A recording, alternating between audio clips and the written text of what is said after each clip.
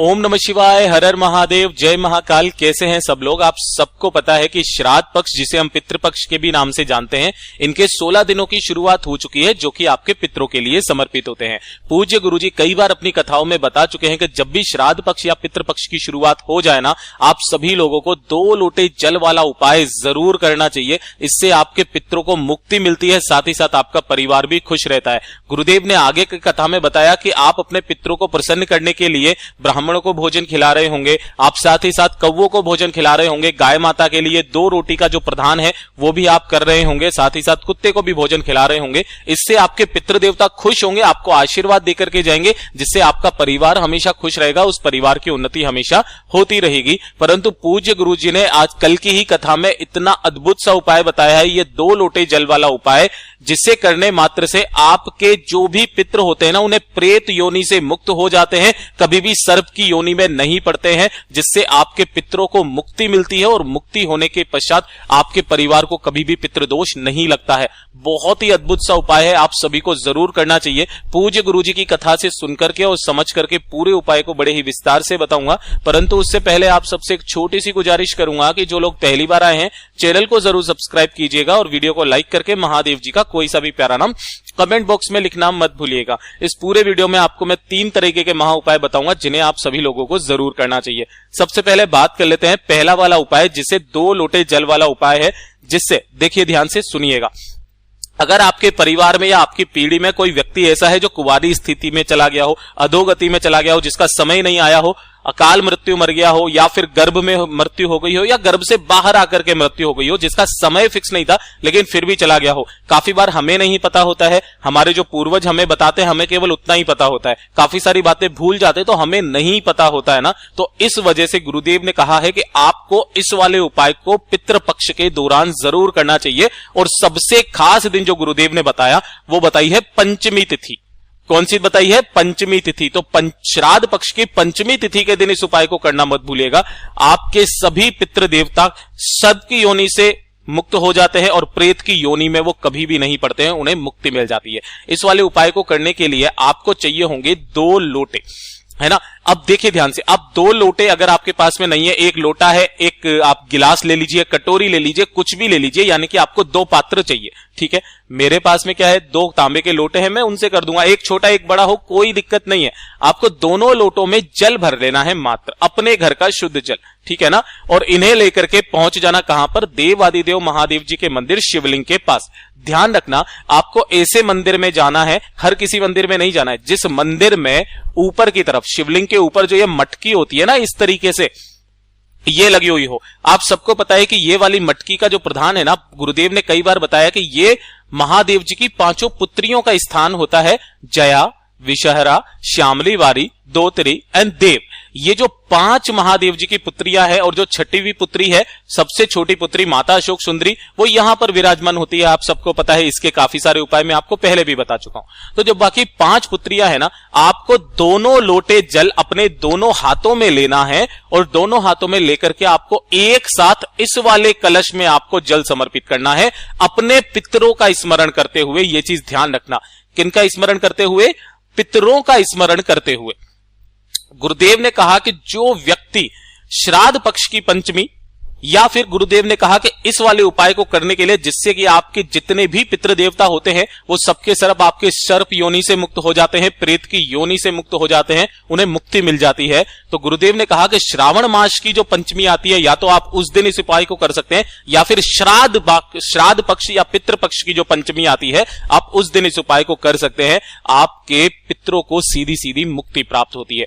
पूज्य गुरुजी ने जैसा कथा में बताया, वैसा ही आसान भाषा में आपको बताने का संपूर्ण प्रयास किया है ना। तो जरूर कीजिएगा इस वाले उपाय को। अब बात कर लेते हैं दूसरे वाले उपाय की तरफ, ठीक है। देखिए, दूसरा वाला उपाय किन लोगों के लिए है कि अगर आपको लगता है कि आपकी उन्नति नहीं हो रही है ना। उन्नति का मतलब परिवार की उन्नति नहीं हो रहा, किसी की बढ़ोतरी नहीं होना, धन की आवक नहीं होना, परिवार में कोई व्यक्ति जो है परीक्षा की तैयारी कर रहा है काफी समय से, लेकिन उसकी नौकरी नहीं लगना, काफी सारी ऐसी समस्याएं हमारे घरों में रहती है जो काफी टाइम से चली हुई आ रही है ना। तब आपको पितृपक्ष के दौरान इस वाले उपाय को जरूर करना चाहिए। किसी भी दिन कर लेना, लेकिन ध्यान रखना एक नियम के साथ करना, अपने पितरों का स्मरण करते हुए करना, ठीक है ना। आपको लेना होगा गाय माता का कच्चा दूध। किसका? गाय का कच्चा दूध जिसे एक भी बार गर्म नहीं किया गया हो, ये चीज ध्यान रखना। मैं तो आपसे कहता हूं कि पितृपक्ष के दौरान आप सिर्फ और सिर्फ अपने घर में गाय का दूध ही लेकर के आए, जिससे जो भी पकवान बनेगा वो गाय माता के दूध का ही बनेगा, भैंस का दूध काम में नहीं लेना है। आप यकीन नहीं मानेंगे, मेरे घर पर जो 3 किलो दूध आता है वो पूरा अभी 16 दिन तक जो आएगा वो गाय माता का ही आएगा। ठीक है, ध्यान से सुनना, गाय माता का कच्चा दूध ले लिया, ज्यादा ना ले सको, गुरुदेव ने कहा कि 1 लोटा आपको लेना है, अगर इतना ना है तो थोड़ा सा ले लेना और बाकी के लोटे को अपने घर के शुद्ध जल से भर लेना। ठीक है ना, थोड़ा सा दूध डाल देना, बाकी लोटा अपने घर के शुद्ध जल से भर देना। उसके बाद में चाहिए होगी मात्र आपको 1 दुर्वा। क्या चाहिए? 1 दुर्वा आपको चाहिए। इस दुर्वा को क्या करना, आप अपने हाथ में लेकर के, है ना, अपने हथेली पे लेकर के और ओम नमः शिवाय मंत्र का स्मरण करते हुए इस वाली दुर्वा को आपको अपने घर के जितने भी कमरे हैं ना उन सभी में घूम जाना है ना। घूम जाने के बाद परिवार के जितने भी सदस्य हैं उनके मस्तक से इसे टच करवा करके आपको इसी वाले लोटे में डाल देना है।